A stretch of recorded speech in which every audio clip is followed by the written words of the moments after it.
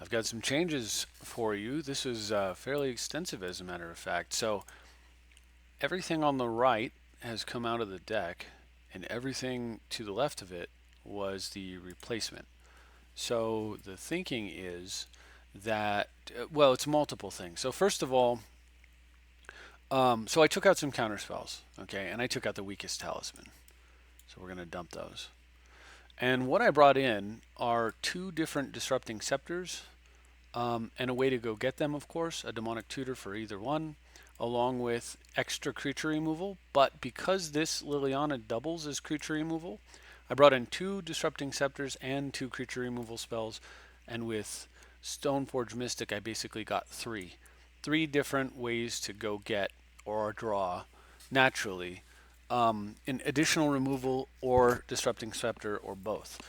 And then in addition to that, Sword of Feast and Famine, which is incredible against blue, also gives me another way to cheat Winter Orb, which is very good. And it has splash damage against green decks, so as does Liliana, as does Jitte, which is also very good. Although lately I'm not seeing much green, I'm seeing mostly blue. And there's pretty much no card here that I feel bad about drawing against blue either, particularly given that a lot of the blue decks are Vial Smasher. They tend to only have one creature in play, so Liliana is really good against them. Um, and they're going after your life heavily, and Jitte can be good against them, but also Jitte can set up a board position where they cannot actually keep their creature in play until they've addressed it. And then when they finally do deal with it, if they're able to, then you can pick up some extra life.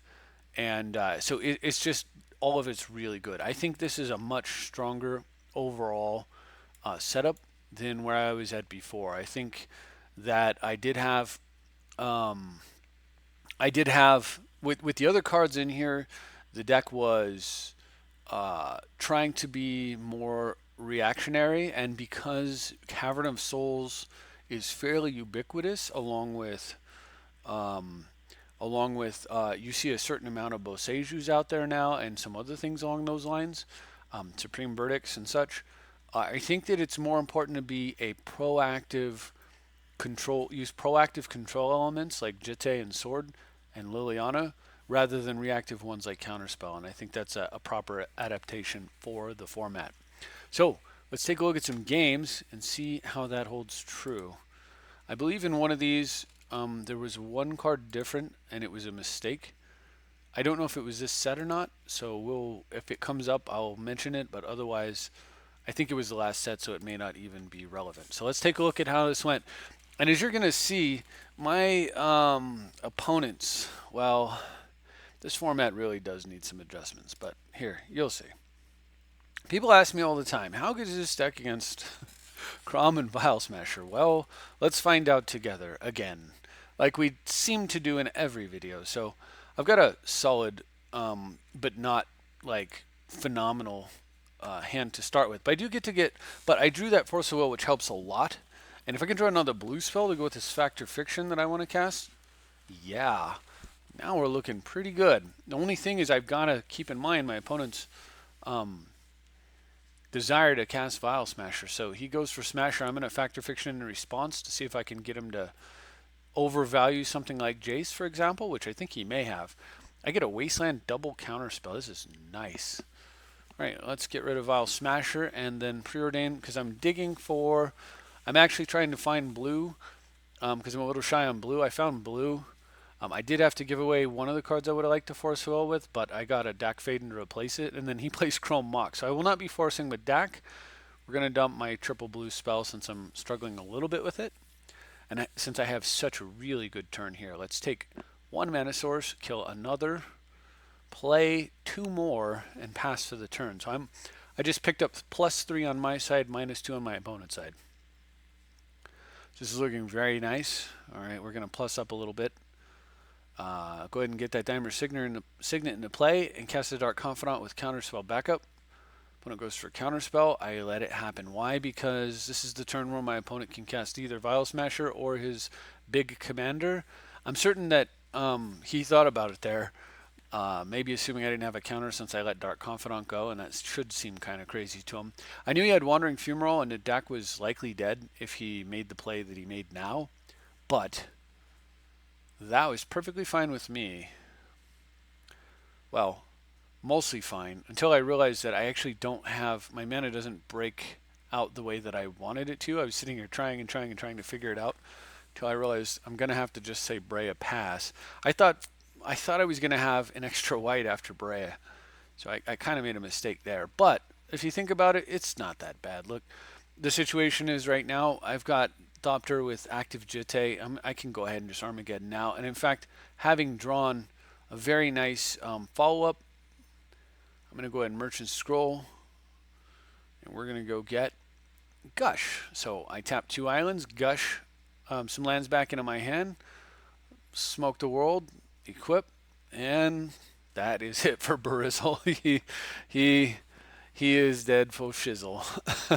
So we're gonna move on to the next game. So better luck next time. So Quantum Eraser there is playing something different, something new, something exciting. Tfairy. Well, not necessarily new, but definitely interesting. So Teferi is very, very dangerous because it's a combo deck. It's less of a control deck and much, much more of a combo deck, but it has a lot of artifact mana, a ton, right? Because they have to get Teferi into play, and then they want to abuse the artifact mana with Teferi. So having this Vindicate early was really nice, and it's part of the reason why I decided to keep this hand. So I preordained there, even though I let my Force of Will go, under the assumption that I was going to be able to make good on Vindicate this turn and dig my way into another blue card. Sort of Feast and Famine. I almost want to slap that on the Jace, but no, we're not going to do that. I'm going to dump a... so I go ahead and Vindicate his 2 of his mana, and I dump Jitte. I don't see Jitte being particularly useful here. Opponent follows up with Thran Dynamo and a Scroll Rack. Pretty nasty, and certainly a card I would have Force of Willed if it weren't for the fact that I've got Baby Jace doing what Baby Jace does, which apparently is vindicating artifact mana. So I also found a mana. I traded a Fellwar Stone for a mana leak off that Jace, which was also huge. So I mean, right now it looks really good for me. Opponent goes for his commander, and this was part of why that mana leak was so good, because I get to keep Teferi off the table, and that's absolutely critical. Teferi basically cannot under any circumstances hit the board, but alright, so I drew land tax and I really wanted to tax. However, I think Palace Jailer is a little bit better. It's unlikely he's going to have any creatures that ever matter, and drawing 2 cards per turn seems really good. He plays Future Sight, and I almost Force a Will with it, but I was thinking I could Mystical Teachings my way out. I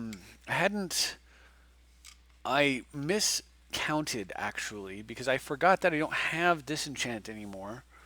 So I cannot actually disenchant here, so hopefully I can find something useful. Anyway, my opponent goes for Snap here, and I try a hard cast Force of Will to address it, because it's not that I care about my Palace Jailer getting snapped. I don't want... I'm holding Sword, right? So I don't... normally I wouldn't care even slightly. He has no special lands he's untapping. He didn't, he didn't play like a Mana Flare effect or anything along those lines. But because I'm holding Sword, yeah, I counter it. And I believe I make a terrible mistake right here. Okay, I do not. I do cast Sword. So there was a game where I had basically the board you saw there and did not cast Sword and was kicking myself for it. Anyway, so I float 3 mana during combat after hitting him with Sword, knowing that I'm going to get to untap it.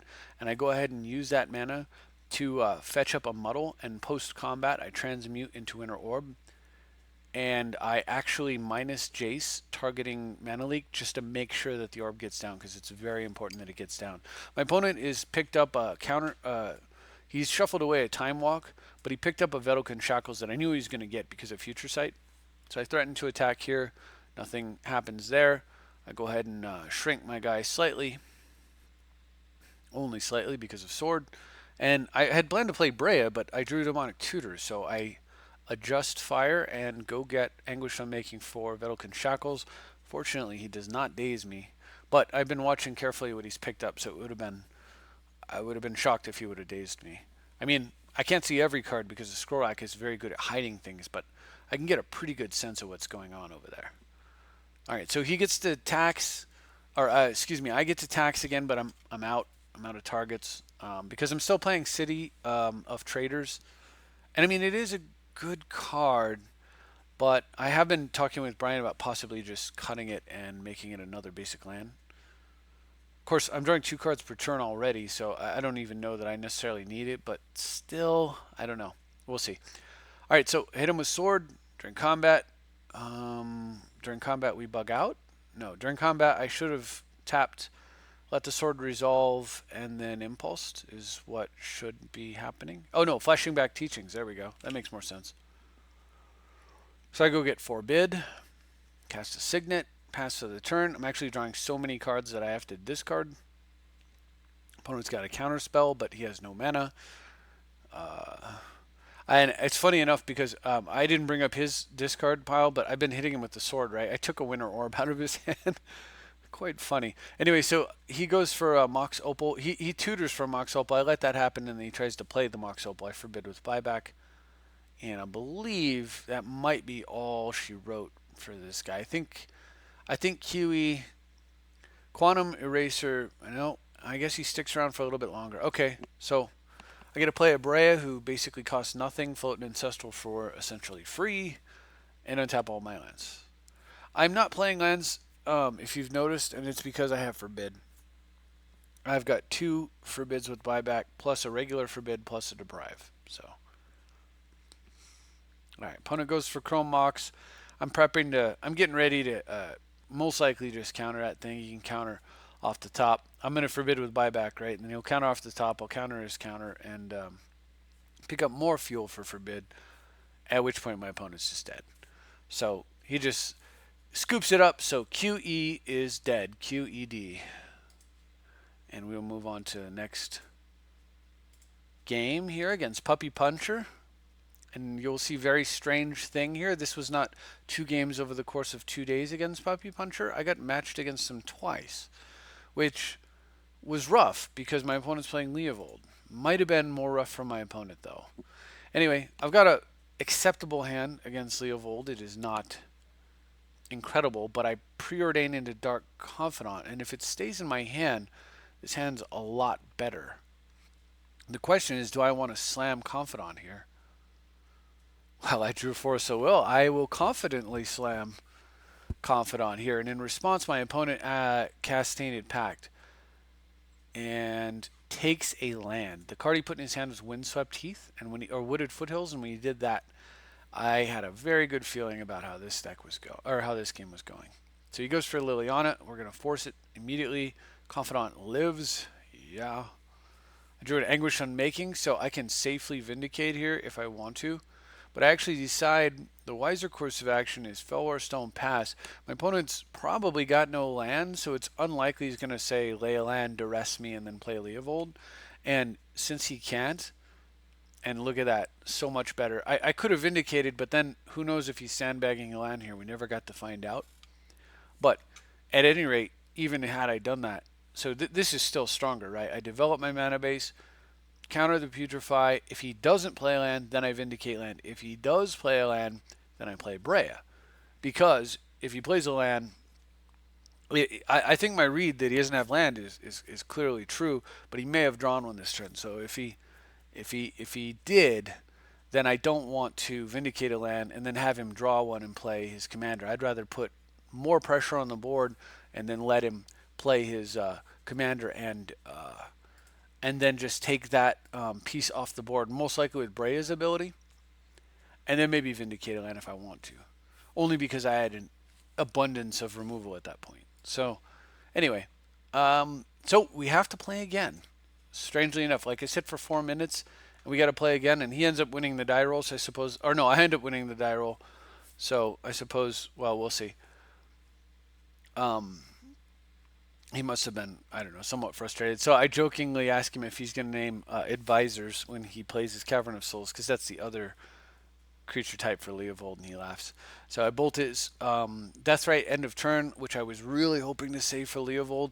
Think about Light and Tutoring, decide I don't want to because I'm trying to find a blue card for Force. And I do find one. Plus, what do you go get? It's a little bit early to make the decision. I'm thinking one thing I might actually end up doing is Enlighten Tutor for on the turn he plays Leovold or the turn after. I might Enlighten Tutor for a Treachery and try to deal with it that way. So I tried an end of turn Impulse there, and he dispels it, which makes me think Breya is going to hit, and I go for it, and it does. So I don't have Force of Will shields up, but I fully anticipated having them. But it's not that bad because, I mean, I can already take Leovold off the table here, and then I drew another blue card. So let's get in for some damage. And then I realized I don't need to take Leovold off the table. How about let's take all the lands off the table, and I'll play one and pass. And then my intention here was at the end of my opponent's turn, I can either Enlighten Tutor for, so if he plays a land, I Enlighten Tutor for land tax. If he doesn't play a land, I can Enlighten Tutor for Mox Opal. And then we just race. I take 6, take 6, take 6. Opponent's going to die very quickly, and depending on what I draw, I might depending on what I draw and how long it takes, I could possibly remand his next play and then Force of Will the one after that, which is just 2 more turns of taking 6 plus the ability to sack for 3.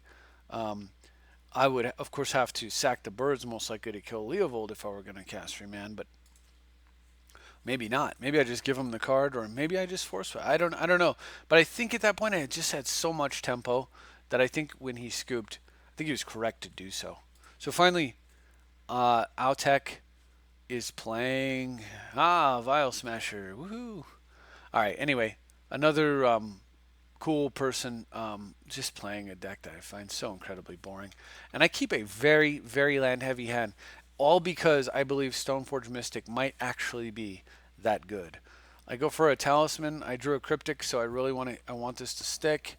Of course, my opponent knows that you should not allow me to have extra mana. You logic knots it and wastelands me. However, I was trying to kind of make my mana base look a little weak there. That's why I've been hiding Cavern of Souls in my fetch lands. And I don't know if that enticed him into wastelanding or not. But I was really glad to see that go, because now the Cavern's good. And then I think about it on this turn to decide I really don't think he's going to counter Breya. I may want to use Cavern to push Stoneforge Mystic, as crazy as that is. So I was holding off on playing it for the longest just to kind of decide what the right decision is. Now I'm under some pressure here. He's got a Vial Smasher. That always means pressure, and I don't have removal. But he makes the perfect play for me. Goes Karam on his next turn, trying to smash me for 12, which, half my life total. I can understand why he makes this play. Fortunately, I have the exact card I need in the Cryptic. I get to bounce one, counter the other, and Enlighten Tutor at the end of his turn. And now with Stoneforge in my hand and the ability to go get Sword of Feast and Famine, this was already going to be the target, but now it's like an utter no-brainer, right? We're going to slam Stoneforge and Feast and Famine. Very, very bad news for the opponent. I have enough mana next turn to play it easily. And what's crazy is I'll be able to... I don't even have to cast it next turn. So I don't even have to risk any kind of counter if I don't want to. I could just activate Stoneforge and put it into play, equip a Thopter, play Cavern of Souls, smash, untap all of my lands, and cast Breya, because I'll have exactly 6 mana, uncounterably. It's so gross. So yeah, he scoops it up. He says my hand was really strong, and it's funny, because the whole game I really did not feel like my hand was strong. It just happened to line up very well with my opponent's hand, as it turns out, which makes your hand strong.